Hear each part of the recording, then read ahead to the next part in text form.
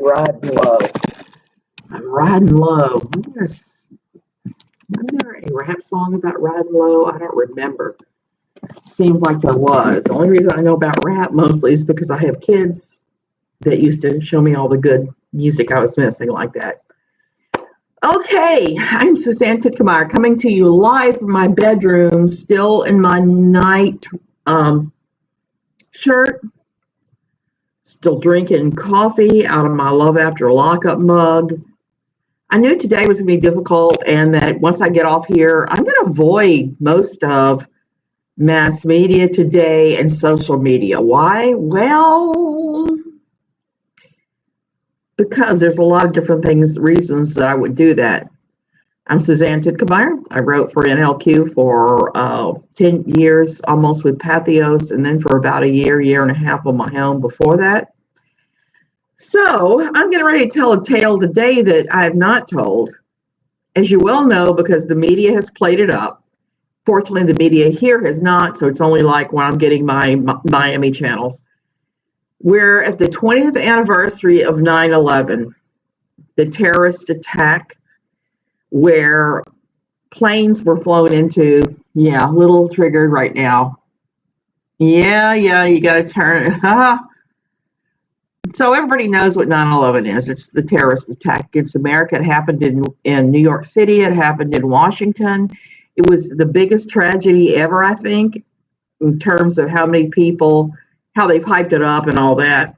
I'm not saying that I don't have respect for those who died. I have mad respect for those who died. But for me, that day, whenever I start talking about it, thinking about it, it brings me back horrible. So I try not to ever think about it, talk about it. I avoid a lot of 9/11 remembrances, particularly in my little small Virginia town I was living in, because we had people that died on 9/11 from our little town, because we were a DC federal worker and airline worker kind of commuter hub. If you worked in one of the things that was around DC, that was something dealing with the federal government, you might live in our little town, or the little town behind us, the little town in front of us. We were a commuter hub at that point. When we first moved to our little town, it would be like 32 years ago. It wasn't so. It was still pretty rural. The military bases, government buildings, ports all went into lockdown. Lisa, I'm getting ready to talk about that. My husband worked for the federal government for many, many years. He used to work in New Orleans for the Army Corps of Engineers. He was a statistician for them. He was a statistician for the Bureau of Labor Statistics.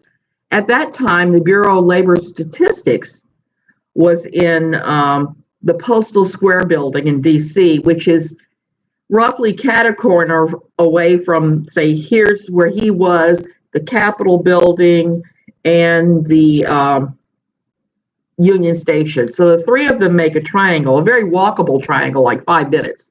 So they're all crammed together up there. I don't know about anybody else's memories of that day, but for me, the day started at 5 a.m., sending him off, making breakfast, sending him off. Then a little prayer time,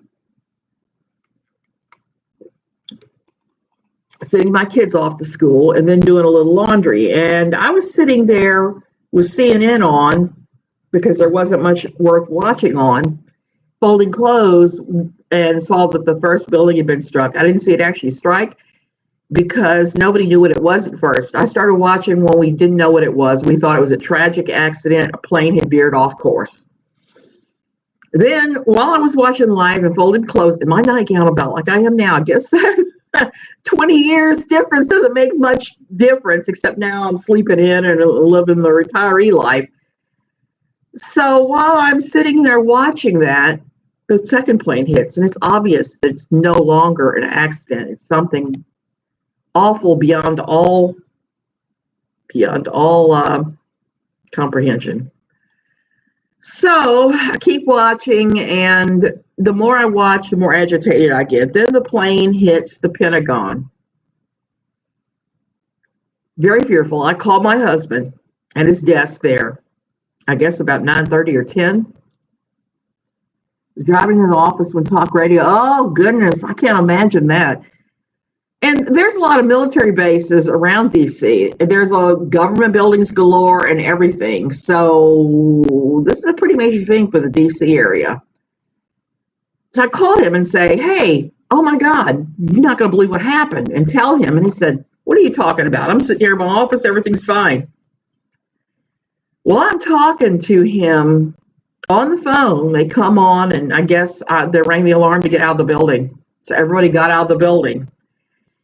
And in DC, I don't know about elsewhere, but in DC, the cell phone network and the phone network crashed at that point. So we were completely incommunicado at that point. And I started obsessively watching the television, which was a bad thing, a very bad thing. And I think I must have watched it like hours and hours and hours and hours for like 2 weeks. So at that point, the DC stations were saying that they had heard there was a plane on the way to Capitol Hill, all these different places in DC, that there were planes on their way to crash, and bombs and anthrax and all sorts of things. Somewhere in my old computer, which I'm on my old computer, I have a saved document of a conversation I had with a very close friend over and over on the computer while this was going on. And we were saying stuff like, State Department just confirmed there is a bomb, or State Department said, State Department on fire, blah, blah, blah, all that. I'm sorry, the remote for the AC. It is hot. It is hot, hot, hot. And I didn't do that as you try to do that. Okay, so all these rumors, and while all these rumors are going on, I am seeing on the local news are showing the federal workers were all out in the streets. So my husband's out there in the streets, crashed cell phone towers. This was right when we first had cell phones, I believe, about 20 years ago. No way to contact him, no way to know if he's okay. Their train, the mass transit was completely shut down. Lisa, you were saying that they shut down everything, military bases and federal. They did that. They tossed everybody, and then they shut down mass transit. If you don't live in a big city or live around a big city, mass transit is vital in big cities. It just is. Their parking is at such a premium. You only had talk radio and the internet. Oh my goodness. It's so vital that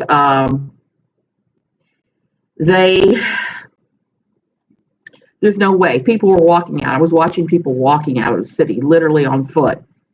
And I remember being all panicked and thinking that'd be a perfect time for whoever did this to get in a crop duster and dust everybody with anthrax. I guess my mind works deviously. I don't know, but I was freaking out. So here's how the church played a role in that and made my fear much worse and made my entire day, like I said, a hellscape. A hellscape. It was terrible. When the Pentagon first got hit and it was obvious DC was under attack, my pastor called me and said, are you okay? Do I need to come sit with you and hold your hand while this is going on? And I said, I'm freaking out, but I don't need that. I don't need you to come hold my hand. I'm a grown-ass woman. I can handle my own business. So I sent him on his way. When he called me, I said, but I may change my mind at some point. I may want to talk to you. He said, no problem. I had one or two friends call and want to talk about it because this was the weird part. Our local phone network never crashed. And I was able to receive calls from relatives all over the U.S. who were calling me to know about Jim. Lisa, maybe that's why I had all the bad scenarios going through my head.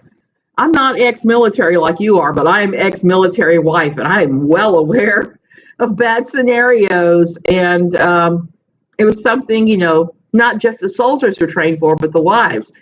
I used to work at the USO, and one of my duties every year was to train everybody to I would help run a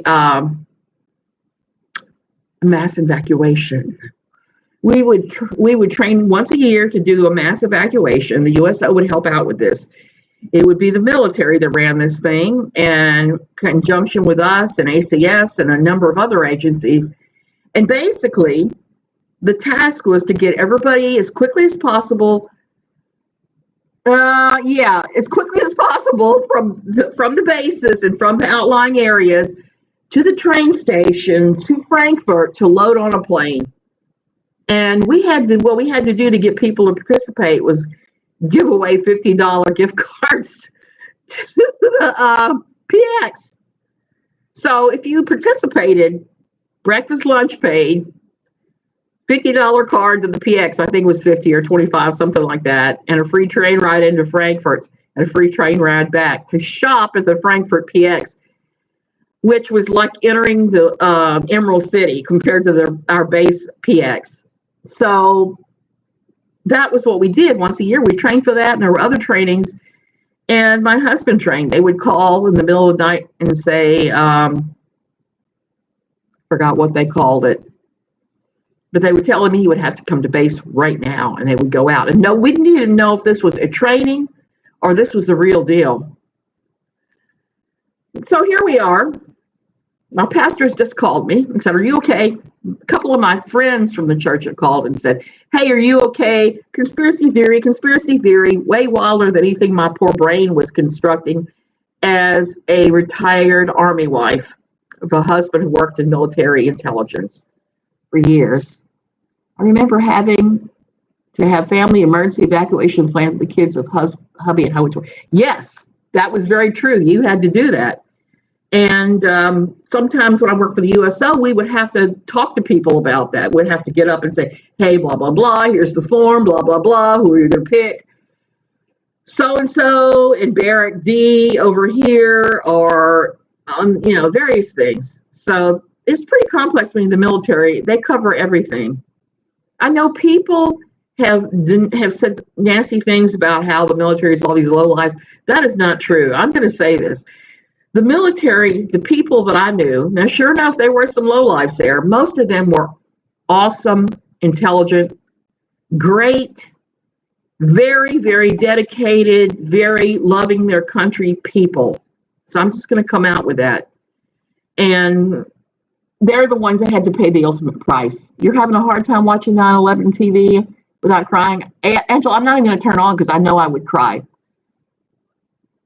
Lisa, that would freak me out too, having to hand your kids over to strangers. But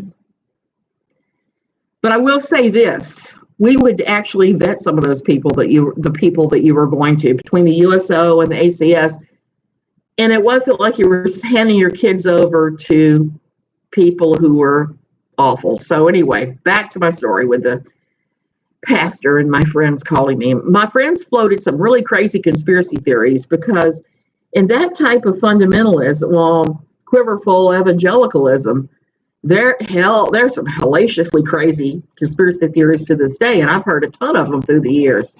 So there's that. Yeah. So I'm going to pour this in my mug since I finished my coffee. It will be easier than all this taking lids off and drinking this.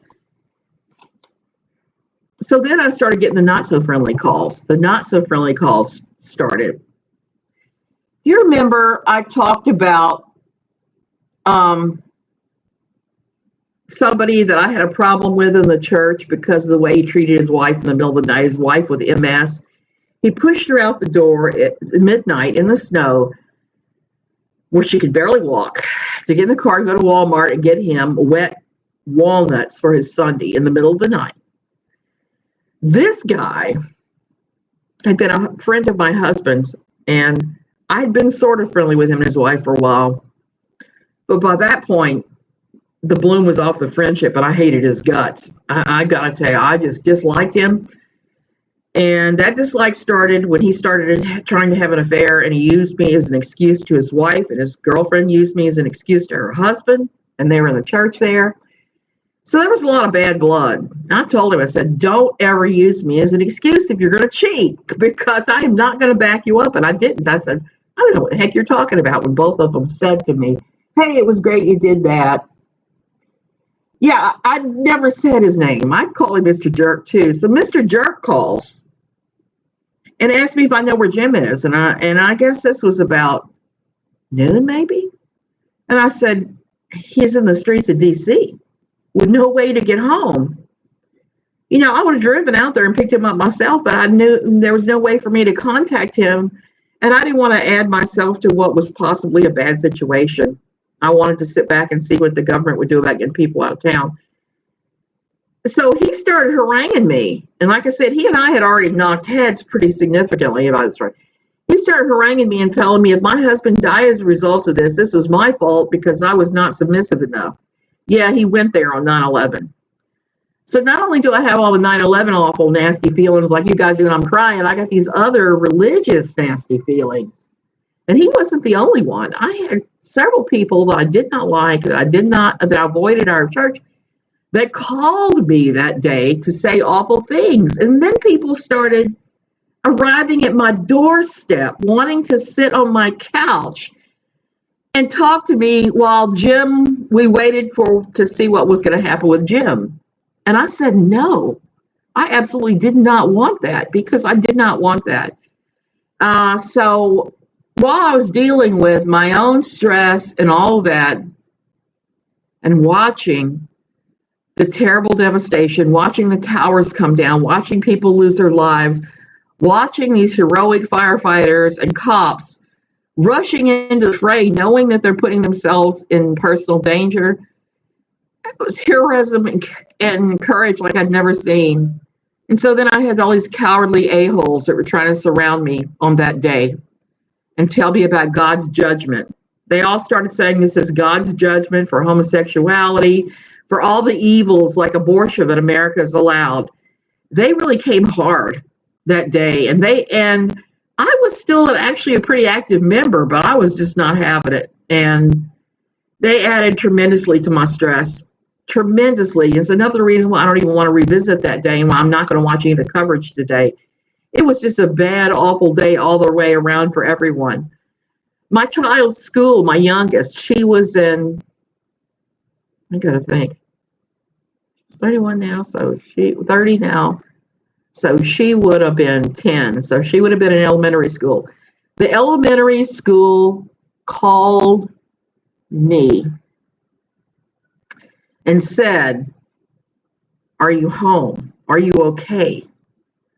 Because they had listed that Jim worked in Washington, D.C. for the federal government. So they called us to make sure, A, there was a parent at home or a caregiver or a brother or sister, whatever, who was there for the child to help out, to make sure that the child, wasn't freaking out, and that the parents weren't caught in whatever was going on in DC. So I talked to them just a few minutes and said, yes, I'm here. You can send her home. So they canceled school early in our area and started sending the kids home early. Now, my son was in middle school, and they didn't do that. They just sent him on home early, which was fine. I was there. And in retrospect, I probably should have turned off the coverage, but I did not. I was just so glued to what was going on. Yeah, I feel a little bit better, Deborah. Finally, I think I finally figured out that my flu had turned into sinus infections and asthma.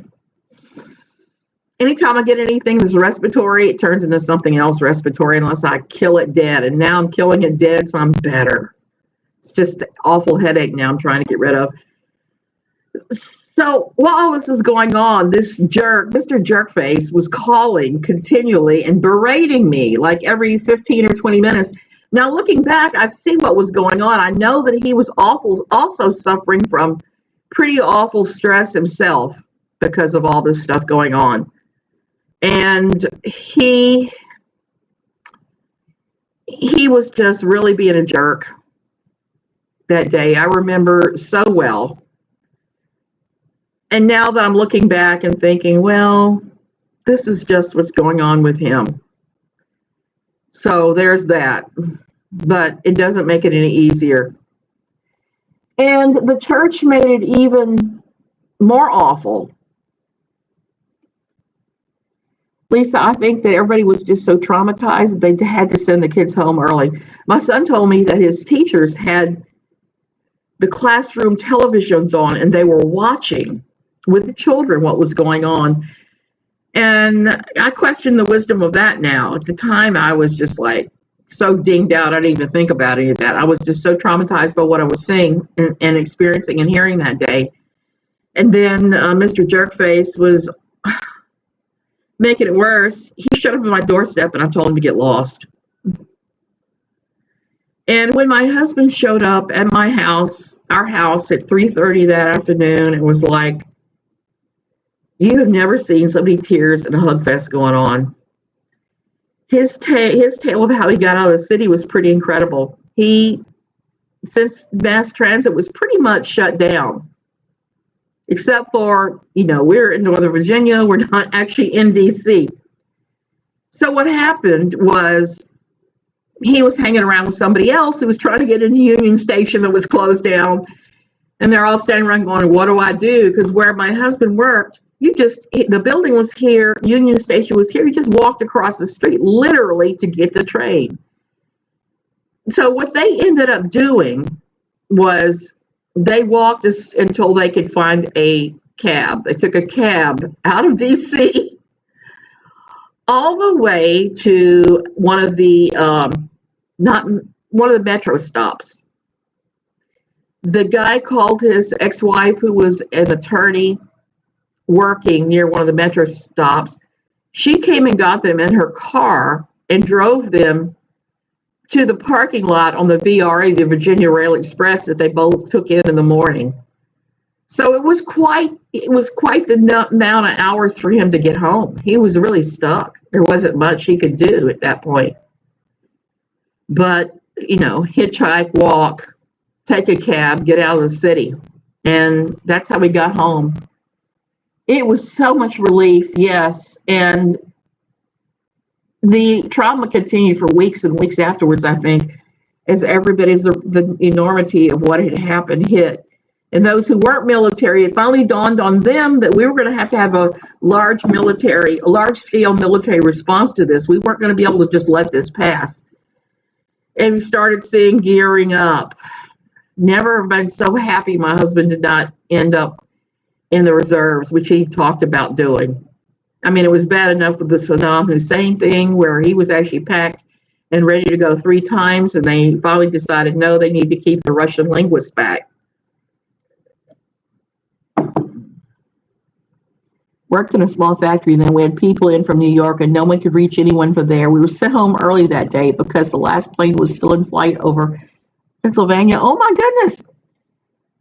Machine guns at the base entrances forever. Absolutely. And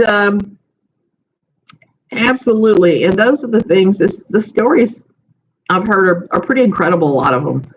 I will say the internet was wonderful on that day because a lot of the lists that I'm on, like right now, I'm on like history, and they go into graveyards and get history about people. They pull people's names. I'm on a list like that right now, crafting lists, all kinds of things. So the list I was on, people would say, hey, I made it out alive. I was in Tower 2. My boss had sent me to go mail something for him when the planes hit. So if somebody in the area of, say, California could call my mother at this number and let her know that I'm okay.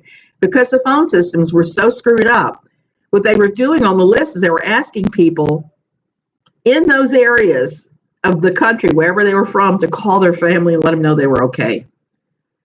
So that was a benefit of the internet that I had never considered before. And I never lost internet. I lost phone service except for local calls and receiving calls from other parts of the country. But we could not call out anywhere to DC or New York or anywhere in that eastern corner. It was just crashed. Live in Ohio.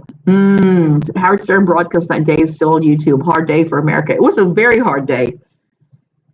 And The hard day continued for some weeks and months later. Like I said, military, I could see they were starting to gear up for that. I wasn't looking forward to war. Regardless of what people say about the military, nobody in the military ever looks forward to going to war. It just doesn't happen. Committed to it, patriotic. And for me also, the people I went to church with were downright awful after 9/11. They were saying things like what Pat Robertson said, that this was caused by abortions and homos and all this sin that America does. And even then, even though I was in that church, I rejected that. I was like, no, this is the work of some sick individuals who are part of some type of religion. I remember how eerie it was. I was thinking about this last night, how eerie it was. You remember the couple of week and a half it took for flights to resume? That was the eeriest part. I had actually a flight booked to California I was supposed to go to. Believe it or not, I had tried out for a show called The Weakest Link, and I'd got on. I'd been one of the people they were going to pick. The production shut down and never resumed, and all of that was just canceled. It was so weird. Oh wow, your sister's wife was a firefighter. That's pretty crazy. Yeah, the Patriot Act came out of that, all of that, and no planes in the sky. It was so weird. It was silent. It was utterly silent, which was weird in Northern Virginia because you've got Dulles, you've got on the edge between DC and Northern Virginia, you have Reagan National. You got BWI, where you got planes flying every which way. So we see and hear a lot of airline traffic where we lived, even though we weren't actually on top of Dulles. But so it was a really strange situation. And being surrounded by people that were determined to look at this entire thing as God's judgment on America was really, really, really hard, particularly when you were hearing these just heart-wrenching stories of the Catholic priest that was also connected to one of the firehouses that had gone out and been killed. You were hearing and seeing these heroic stories of the people in the buildings, the people trying to rescue who was in there, watching people leap into death. So after seeing that, hearing these people say all this about God's judgment, it's like, no, I reject that. But they made that day much worse for me than it should have been. And they made the ensuing weeks and months afterwards, where we were gearing up for war and all that, they made it so much more awful, just like they do almost everything. Almost everything. And Jerkface got worse from there, by the way. It started being in him just stopping by all the time on his bike, wanting to talk to my husband or me or whatever. And I was just kind of like, no, talk to the hand. A couple of years later, my husband had cancer. Yeah, they did go to volunteer. Loads of military aircraft all over the place. Yep. Yeah. I just went crazy. My office was near Norfolk International. It was weird. No planes for some reason. Yeah, Lisa. So you know what I'm saying about you're used to the plane traffic noise, and suddenly it's gone. It was that day, and I remember when they resumed flights. The first time I heard an airplane, I was just petrified, and it just brought it all back again. So there's that. I think it did a large dent on our national consciousness. 3 or 4 years, 2 years later, my husband developed kidney cancer, and we were still going, but we were getting closer, edging ever closer to leaving. And Jerkface just made that worse. Jerkface just liked to make everything worse. He showed up repeatedly. His wife showed up repeatedly when my husband was supposed to be not exposed to anybody because they'd done this very invasive surgery. They told him to just be around family in the house for a week or two until it was obvious he didn't have some type of infection. And it was a series of surgery he had to get the cancer and to do everything that needed to be done. I dealt with him then. He and I had an almost fight where I went to his house to pick up my kids because I turned my back for 5 minutes and ran to the store, and they came by and picked up my kids for the night. The next morning I went to pick them up, and I talked to him. I said, hey, could you please not tell my husband horror stories about his surgeon, because you have him all agitated. That was all I asked him to do. And he told me, no bitch will ever tell me what to do. Good patriarch there. And he started yelling at me. I started yelling back. Then I pushed my kids out the door and we ran for my car while he was chasing me with an upraised fist, like you're going to punch somebody straight in the face. He chased me to the car, yelling and screaming, started pounding on my car.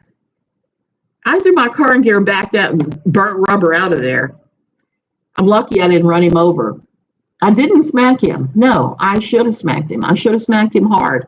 I should have smacked him with the car the way he was acting. And I damn near almost did. So at the time I drove a brand new Crown Victoria, so it would have been one hell of a smacking because those things were solid metal.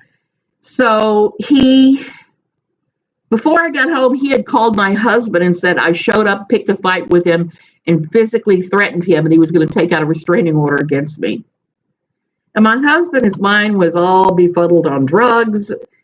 He was in a lot of pain. It had been a pretty bad surgery. And I walked through the door and he started screaming at me. It was one of the few times he did that. And I had to shout back louder. It was like, your friend's an asshole who just tried to hit me, who chased me with an upraised fist like he was going to punch me and was screaming at me. So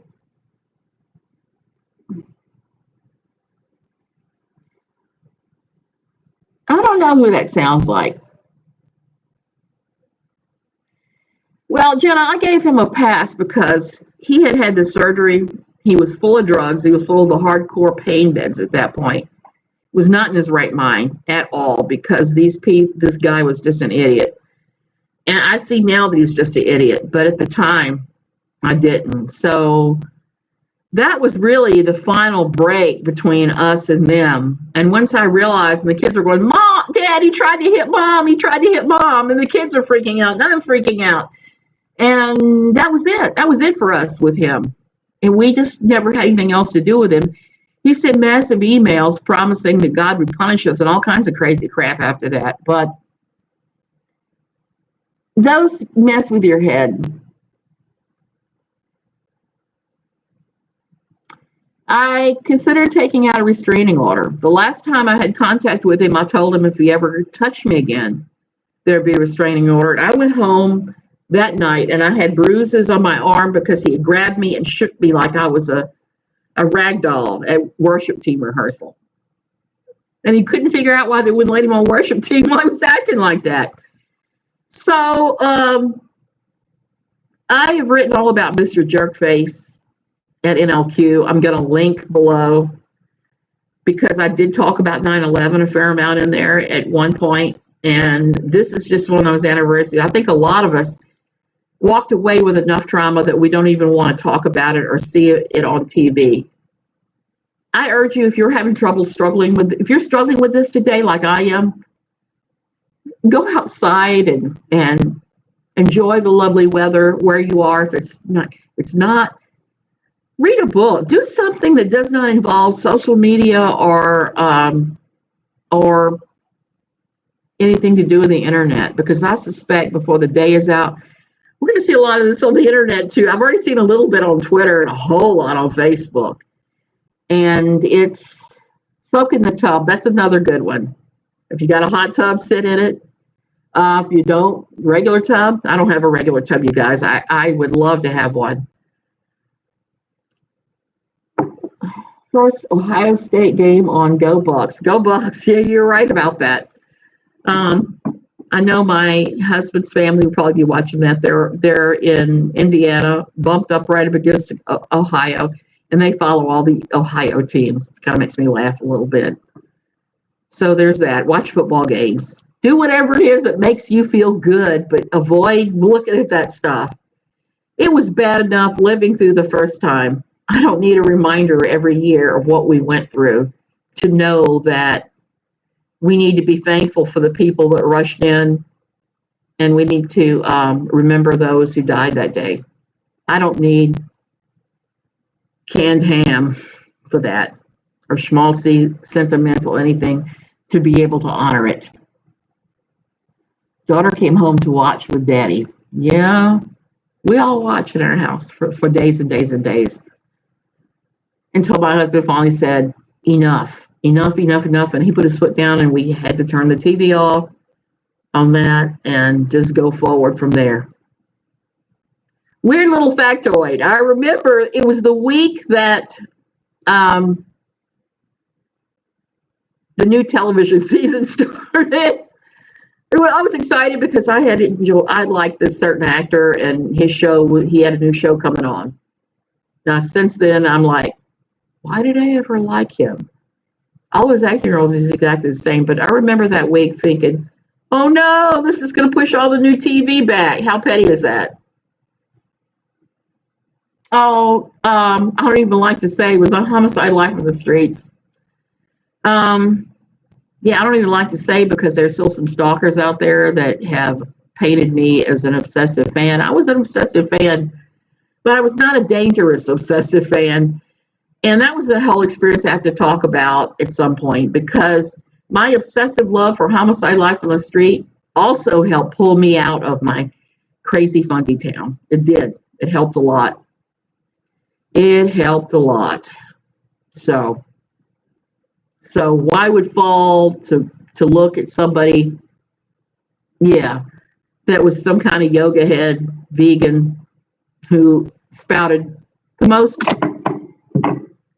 not going to say uneducated, but let's just say the most typical vegan yoga head things on the planet. And now I look back, I'm like, what? So there's that. There's that. Okay, you guys, I'm going to go ahead and go. It's been 37 minutes. I'm starting if you hear my voice is going.